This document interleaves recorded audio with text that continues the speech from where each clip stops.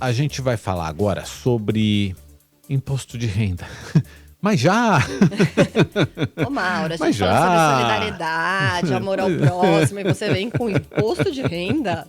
Sério? Tá na linha aqui com a gente o Mauro Silva, que é presidente da Unafisco Nacional. Mauro, bom dia. Obrigado por estar aqui com a gente. Tudo bem? Bom dia a vocês e a todos que nos ouvem. Mauro, a Unafisco é a Associação dos Auditores da Receita Federal, certo? Isso, exatamente. E a gente sabe que começamos aí 2023 proporcionalmente pagando mais imposto de renda por falta do reajuste na tabela, né? Essa é uma velha promessa que não está sendo cumprida. Que dados você tem para a gente sobre essa defasagem na tabela do imposto de renda, Mauro? Então, hoje, quem ganha mensalmente até R$ 1.904, ele é isento do imposto de renda, né? E a correção da tabela com a defasagem, uma defasagem que existe desde 1996, né? Até hoje, alguns reajustes na tabela foram feitos, mas que não recuperaram o valor integral da inflação, né? E essa defasagem hoje já alcança mais de 146%. Isso levaria, por exemplo, significaria o quê? Que quem ganha, se a gente reajustasse a tabela para dar aquele mesmo valor de 1996, né, nós teríamos quem ganha até R$ 4.700 isento de pagar imposto de renda mensalmente. Então, quem ganha mensalmente até R$ 4.700 não deveria estar pagando imposto de renda, né? Então, é uma defasagem que se acumula há muito tempo. Nesse último governo, nos últimos 4 anos, não foi feito nenhum reajuste, né? Então, só a defasagem do governo Bolsonaro, que se encerrou, está por volta de 31%, né? Então, o governo Bolsonaro fez uma promessa lá em 2018 de que não haveria aumento de imposto, o que não foi verdade, porque, ao não corrigir a tabela, ele promoveu o aumento de imposto. Também o presidente Bolsonaro fez a promessa de isentar quem ganhasse até R$ 5.000, também não cumpriu. Temos um novo governo, né, que assumiu agora em 1º de janeiro, que na campanha igualmente fez a promessa de isentar quem ganha até 5 mil. Então, estamos aguardando que essa promessa seja cumprida. Agora, evidentemente que é um esforço fiscal muito grande, esse reajuste de uma vez só, isentando até quem ganha 5 mil, né? Para você ter uma ideia, representaria devolver às famílias, ou seja, deixar de recolher indevidamente das famílias de classe média, algo em torno de 190 bilhões durante um ano, né? Então, quer dizer, durante um ano é recolhido de forma indevida das famílias 190 bilhões. E ao reajustar para esse valor de R$ 4.700, isso deixaria de ser recolhido. Então, mas é um esforço muito grande para se fazer de uma vez, alguns dizem, né? Mas pelo menos algum plano para que isso seja feito, a gente espera que o governo apresente o mais rápido possível. Vocês têm na Unafisco um valor que seria o ideal, considerando contas públicas e também os cidadãos? Então, eu acho assim, no mínimo seria esperado assim, que se recuperasse pelo menos os últimos 4 anos. Então, essa é um reajuste agora de imediato de 31%, né? Levaria aí esse limite para uns R$ 2.500, né? Seria assim o mínimo que se esperaria. Tudo isso tem um custo, né, como se diz, né? É porque, na verdade, é aquela história, né? O governo nunca deveria contar com aquilo que não é dele, porque esse imposto sobre aquilo que representa a não correção da tabela não é um valor que o governo deveria contar, né? Mas eles levam isso em consideração. Então, esse reajuste representaria aí em torno de 64 bilhões que seriam devolvidos às famílias brasileiras, né? Então, é um esforço possível de ser feito, né, para um ano, para esse próximo ano. Eu quero esclarecer uma coisa. Houve uma confusão, acho que o ministro está chegando, e teve uma confusão o ministro Haddad. Ele disse que só pode ser feito esse reajuste para valer em 2024, por conta de um princípio chamado princípio da anualidade. Uhum. Bom, mas esse princípio ele apenas protege quando você pretende fazer um aumento de imposto. Para você diminuir o imposto, que é o caso, você não precisa seguir esse prazo de um ano. Eles podem, por medida provisória, editar uma medida provisória hoje, e no mês que vem as pessoas já estarão pagando menos imposto. Então, esse princípio, esse argumento, esse obstáculo alegado pelo ministro não existe. Então, pode sim ser feito o reajuste para valer já para o próximo mês. Teria algum impedimento por meio, por exemplo, de lei de responsabilidade fiscal, alguma coisa assim, Mauro? Será que é por aí que o ministro Haddad pede para que seja feito no ano que vem? Veja bem, a lei de responsabilidade fiscal depende de como você interpreta, porque a lei diz que você não pode conceder renúncias sem que você faça a compensação, né, para não desequilibrar as contas públicas. Né? Uhum. Primeiro que esse valor, por uma determinação da nossa Constituição, jamais deveria ter sido colocado no orçamento. Né? Uhum. Seria como você considerar, imagina você considerar no seu orçamento doméstico uma promoção que você ainda vai pedir para o seu chefe. E depois, quando ele não te dá promoção, você reclama que isso desequilibrou seu orçamento. Né? Vamos dizer assim, seria um exemplo assim, que a gente poderia dar para esse caso. Né? Seria contar com uma arrecadação, né, sobre do imposto de renda relativa a um reajuste que você não deu na tabela e que a Constituição diz que você deveria dar, né?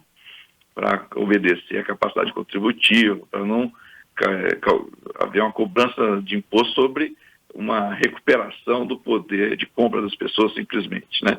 Ô Mauro, me tira uma dúvida, é uma dúvida assim bem leiga, mas que toda vez eu tenho essa dúvida e acho que muitas pessoas podem ter também.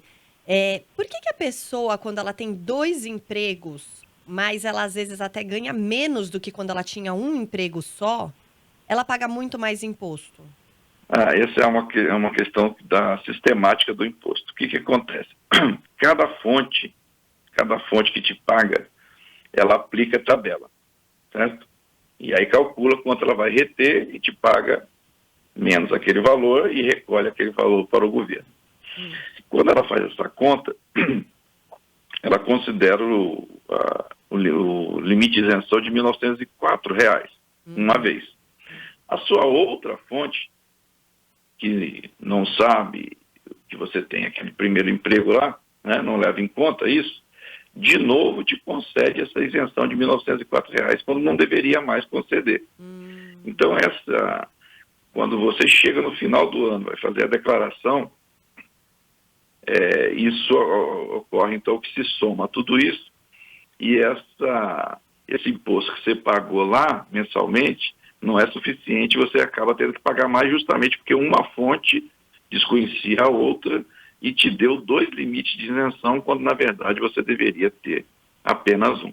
Mas então, na prática, a pessoa não está pagando mais imposto, ela só está sentindo como se ela te pagasse mais imposto, porque lá, quando ela vai declarar, ela tem que pagar a receita, sendo que normalmente ela teve menos descontado ao longo do período, é isso? Exatamente, ela teve menos desconto mensalmente, e quando chega no momento de fazer a declaração do imposto, ela tem essa sensação que está pagando mais. Ela pode, por exemplo, ter um irmão que tem o mesmo salário, mas com apenas um emprego, e sabe quanto que o irmão vai pagar de imposto na declaração, né, em abril, e fala, poxa, por que eu vou pagar mais, né? Mas é essa a sensação, porque durante o ano houve uma retenção menor. Entendi. A gente está conversando com o Mauro Silva, que é presidente da Unafisco Nacional, a Associação dos Auditores da Receita Federal. Mauro, essa defasagem, né, na correção da tabela do imposto de renda, que você mencionou, essa defasagem de 145%, como é que ela é calculada? Então, a gente parte da tabela que existia em 1996, né? Traz toda a inflação do período e desconta todos os reajustes na tabela que foram concedidos nesse período. Então, é com base na inflação, né? Isso, exatamente, é com base na inflação. Tá, Por isso que chega nesse valor. Eu quero acrescentar um dado que hoje, com a tabela atual, 8 milhões de pessoas se declaram como isentos, né? Uhum. Nós temos aí mais de 35 milhões de declarantes. 8 milhões se declaram como isentos. Se a tabela fosse reajustada por esses mais de 146%, nós teríamos 24,5 milhões de pessoas, né? Então você veja que é uma enorme quantidade de pessoas que estão pagando imposto quando na verdade não deveriam pagar, né? E são pessoas vamos dizer, de classe média, né? Que ganham aí acima de um salário, 1,5 salário, um salário e meio, né? Então, assim, na verdade, um grande esforço que a classe média faz, ao passo que as classes mais ricas acabam pagando bem menos imposto. Então, a gente sempre diz que isso é um grande mecanismo de transferir renda da classe média para a classe rica.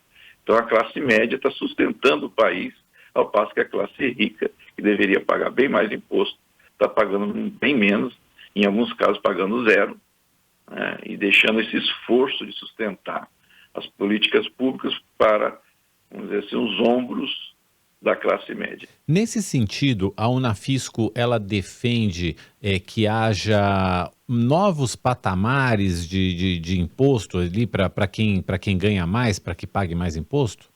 Novas alíquotas?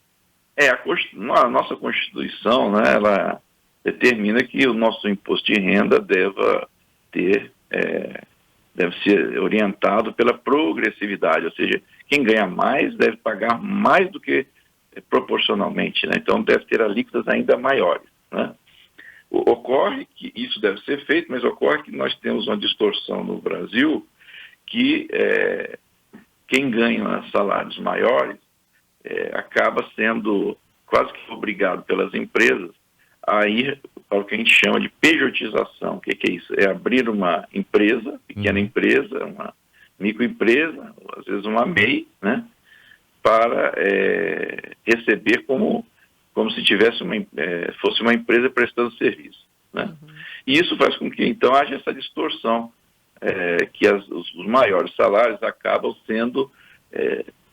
virando, vamos dizer assim, microempresários, né? Não são microempresários porque tem toda uma relação de emprego, mas há essa distorção na legislação. Então, juntamente com uma instituição de alíquotas maiores do que 27,5, né? Hoje a maior alíquota é 27,5, né? Se a gente quisesse criar uma alíquota de 35, por exemplo, mas junto com essa medida deve vir uma medida para diminuir o espaço para essa pejotização. Então, para que as pessoas que são gerentes, que são diretores de empresas, né, não tenham essa possibilidade de fuga do imposto de renda, muitas vezes não porque elas querem fugir, às vezes são obrigadas pelas empresas a ir para essa opção. Então é preciso, então, fazer essas duas coisas, senão você acaba não atingindo ninguém com esse aumento dos maiores. Então, o grande desafio, na verdade, é que na verdade, recebe não pelo trabalho, mas por lucros e dividendos, né? Esses pagam zero de imposto de renda. Esses são os mais ricos. Então, quando a gente fala que os mais ricos pagam pouco ou nada, é porque, como eles recebem lucros e dividendos, e ao receber lucros e dividendos, ele paga zero de imposto de renda. Então, aí que está a grande distorção. Então, essas coisas têm que ser feitas ao mesmo tempo, né? Trazer de volta a tributação sobre lucros e dividendos, diminuir os espaços para pejotização e aumentar, então, as maiores alíquotas. Aí sim, nós iríamos ter um cenário de mais justiça fiscal. A gente agradece muito ao Mauro Silva, presidente da Unafisco Nacional, Associação dos Auditores da Receita Federal. Mauro, obrigado pelos esclarecimentos. Volte sempre aqui ao Nova Manhã. Um bom dia para você. Obrigado, eu que agradeço. Estamos sempre à disposição. Obrigada.